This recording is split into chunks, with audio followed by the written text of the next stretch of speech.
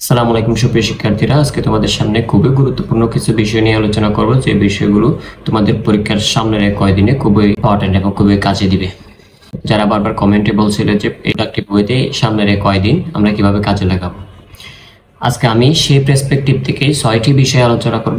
যে 6টি বিষয় তুমি মাথায় রাখলে ইনশাআল্লাহ অবশ্যই সামনের কয়েকদিন তুমি খুবই সুন্দরভাবে প্রোডাক্টিভ ওয়েতে কাজে লাগাতে পারবে, তোমার প্রস্তুতিটাকে আরো সুন্দরভাবে গুছিয়ে নিতে পারবে।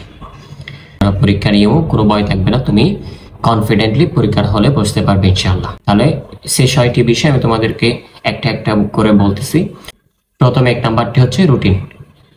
রুটিন সম্পর্কে তোমার খুবই ক্লিয়ার ধারণা থাকতে হবে কোন দিন কি পরীক্ষা, এবং তুমি চাইলে সেই রুটিনটাকে সাজিয়ে নিয়ে তুমি টেবিলের সামনে রেখে দিবে। রুটিন একটা রুটিনে অনেকগুলো কারিগরি শিক্ষা বোর্ড এবং তোমাদের রুটিনও বা গ্রুপ ওয়াইজ বিভিন্ন রুটিনে একসাথে দেওয়া থাকে। সেক্ষেত্রে তুমি রুটিনটা খুব ভালোভাবে দেখে রুটিনটা তোমার অনুযায়ী তুমি বানিয়ে নেবে। মানে তুমি যে গ্রুপের আছো সেই গ্রুপের রুটিনটা তুমি নিজে ওখান থেকে কালেক্ট করে ডেট ওয়াইজ তুমি রুটিনটা পরীক্ষার রুটিনটা সুন্দরভাবে বানিয়ে নেবে। ক্ষেত্রে তোমার পড়ার কনফিডেন্সটা বেড়ে যাবে।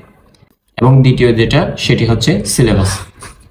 সিলেবাস সম্পর্কে তোমার যথেষ্ট ধারণা রাখতে হবে, এবং তোমরা জানো যে তোমাদের শর্ট সিলেবাস পরীক্ষা হবে। সেই শর্ট সিলেবাস অনুযায়ী তোমার যথেষ্ট ধারণা রাখতে হবে, এবং ধারণা অনুযায়ী কোন চ্যাপ্টারটা তোমার ভালো লাগে, কোন চ্যাপ্টারটা তোমার একটু কম বোঝো, সেই চ্যাপ্টারগুলো ফাইন্ড আউট করতে হবে। যে চ্যাপ্টারগুলো তুমি বেশি বোঝো সেই চ্যাপ্টারগুলো ফাইন্ড আউট করতে হবে। এবং মূল কথা হচ্ছে তোমার সিলেবাস অনুযায়ী যথেষ্ট ধারণা রাখতে হবে কোন চ্যাপ্টারগুলো তোমার আছে এবং কোন চ্যাপ্টারগুলো তোমার নাই।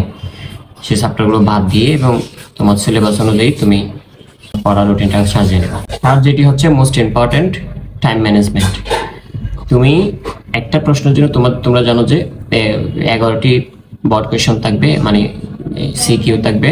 11টি সিকিউর মধ্যে তোমার 7টি সিকিউর অ্যান্সার দিতে হবে। সেই 7টি সিকিউ প্রোডাক্টলি কীভাবে 17 মিনিট বা তোমরা 18 মিনিট করে পড়ে একটা সিকিউ অ্যান্সার করার জন্য।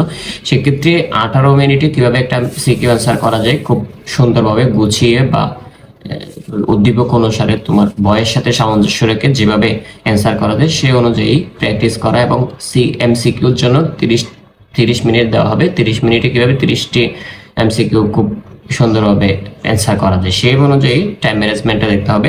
অত্যন্ত গুরুত্বপূর্ণ যে বোর্ড কোয়েশ্চন সলভের মাধ্যমে তোমার কনফিডেন্স লেভেলটা বেড়ে যাবে। পরীক্ষার ক্ষেত্রে তোমার মানে পরীক্ষার হলে গিয়ে তুমি প্রশ্ন দেখে আউলে যাবে না, যে পরীক্ষার এই প্রশ্নটা তোমার কাছে আগেও পরিচিত ছিল, এবং এক্ষেত্রে তুমি যখন বোর্ড কোয়েশ্চন সলভ করবে তোমার টাইম ম্যানেজমেন্টও ক্লিয়ার হয়ে যাবে। আমি বলবো বারবার বোর্ড কোয়েশ্চন সলভ করা ইম্পর্টেন্ট। বোর্ড কোয়েশ্চন সলভ করে তোমার কনফিডেন্স লেভেল বেড়ে যাবে এবং প্রশ্ন আয়ত্তে চলে আসবে। এবং পরে যেটি আছে মোস্ট ইম্পর্টেন্ট, স্টাডি টাইম। সেটিও তোমার এই অবস্থায় লাস্ট মোমেন্টে এসে তোমার স্টাডি টাইমটাকে অনেক বাড়িয়ে দিতে হবে। স্টাডি টাইমটা অনেক বাড়িয়ে দিতে হবে যাতে তোমাকে অন্য কারো থেকে এগিয়ে যেতে সাহায্য করবে। স্টাডি টাইমটা তুমি যদি আগে 9 ঘন্টা স্টাডি করতে, এখন তোমার 12 ঘন্টা 10 ঘন্টা স্টাডি করতে হবে।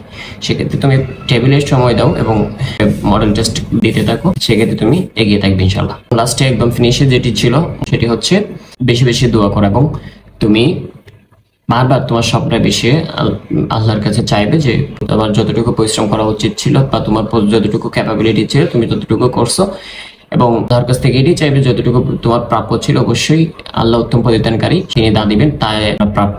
এটা মনে করে প্রত্যেকদিন আল্লাহর কাছ থেকে চাইবে যে যা পরিশ্রম করলা আল্লাহ যেন উত্তম প্রতিদান দেয়। সে অনুযায়ী পরিশ্রম করা যাবে, ইনশাআল্লাহ অবশ্যই উত্তম প্রতিদান দিবে।